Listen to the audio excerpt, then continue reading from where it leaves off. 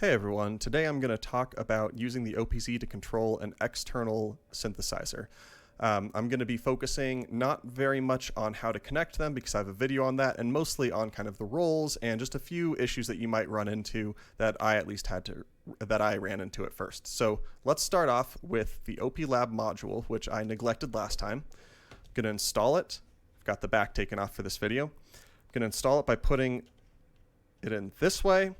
Now, like a lot of other people, mine doesn't fully fit very easily. I have to give it a bit of pressure and almost push it up and, toward me in this case and down at the same time. Then add a bit more pressure. And then at this point, I can manually move that over and it's locked into place now. So I don't know if that's going to work for everybody, but that's, what I have to do. Okay, so I'm going to turn on the OPC. And what I have already loaded up here is a basic drum line or drum beat. And I want to add a chords track to it, and I want the Digitone to play the chords. So I'm going to check my MIDI settings by pressing metronome and screen. Make sure 3 is on, because that is MIDI out. I also have 5 on, because that's clock out, and it'll give us confirmation that these are synced once we connect them. I want to make sure the chords track has a MIDI out, and I want to make it on channel 8. So I've just confirmed that, because I've set track 4 here to receive MIDI on channel 8. So I'm on the chords track.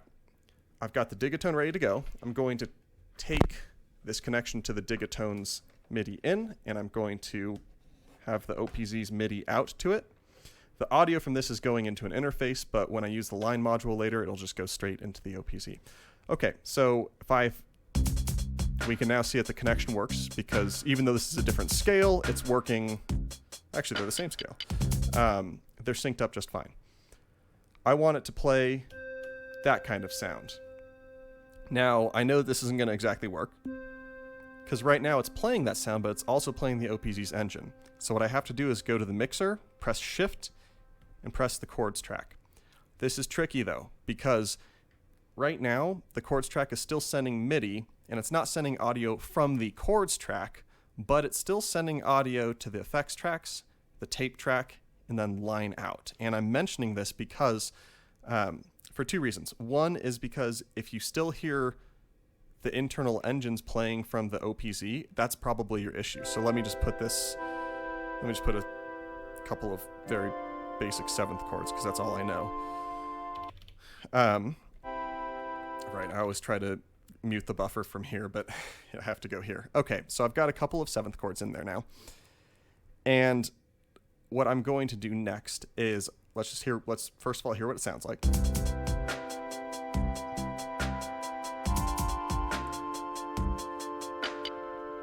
Let me turn off the sound from the Digitone really quickly. And let's just say hypothetically, if I had CC values assigned to page 4 for these 2 parameters, or if I didn't have these on, you can still have audio go through from the OPZ's track. So you wouldn't want it to be the case that you're trying to adjust like a filter on this, and as you change that filter, you start to hear a whole different engine playing. It could be cool for layering, but probably something you want to do intentionally and not just on accident. Okay, so I'm going to turn the Digitone's volume back up. And I've got just a couple more things to go over here. So with the audio coming in, there's a few things you can do. Oh wait, the audio isn't coming in right now. With the MIDI coming in, it's kind of neat because you can still transpose if you want to hear what it sounds like otherwise. In another key or something like that. The performance effects still work, and so in general, the black keys don't change the MIDI for the performance effects, and the white keys do change the MIDI. So here's what I mean.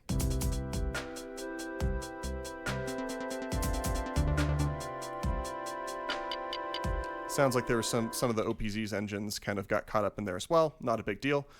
Okay, so let's move on to the line module now. I'm going to turn this off, disconnect it, pull this up, then I'm going to put the line module in. And I'm going to turn it on. Oops. And let's reconnect the MIDI out to go to the MIDI in here, and I'm going to mute that track on the interface, and use a different cable so that way we can put the so we can have the audio running straight into the OPZ.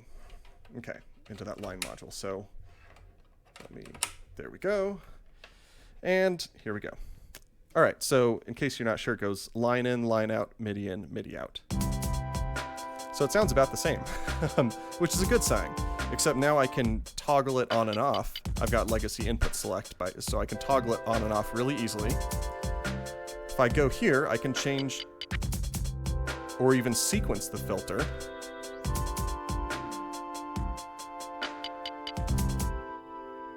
I could make it so it sends to some of the effects here.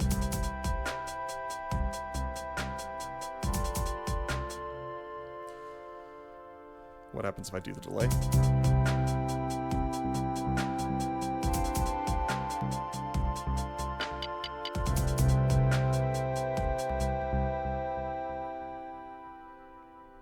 Okay, so we've got just a few options with what we can do there. Another kind of neat thing that you could do is if you go to the tape track and you make it so that the only thing going to the tape is the line module or is the I/O, and you set the dry level to 0, you can basically interrupt the whole thing interrupt everything, all the incoming audio to have it play like a tape delay or a tape loop.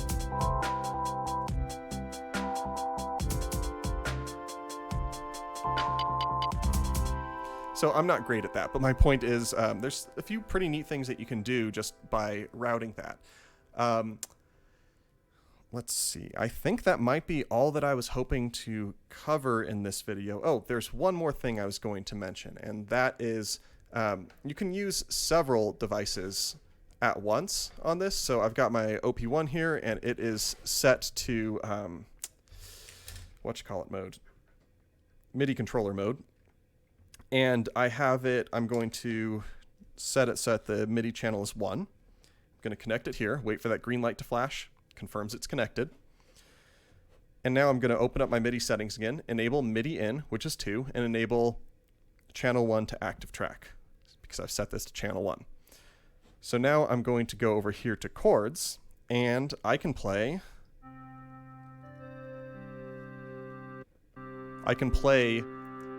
the OP-1's MIDI into the active track, which will then send that MIDI to the Digitone, which will then send the sound back into the OPZ. So it's kind of a neat loop, and there's a lot more you can do with this. You can connect Bluetooth as well.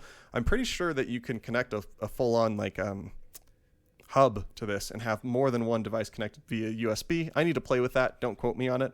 But my point is that there's quite a bit that you're able to do here pretty easily. And you could easily, instead of having this connected to an OP-1, you could have it connected to a DAW and send MIDI to the VST instruments. There's quite a bit that you could do. And you could similarly enable or disable the USB audio to the OPZ. So it works really well with other synthesizers. And I hope that this answered some of your questions and hope that this gave you some idea of how you might be able to use this with other gear. Anyway, thank you for watching, and I will see you next time.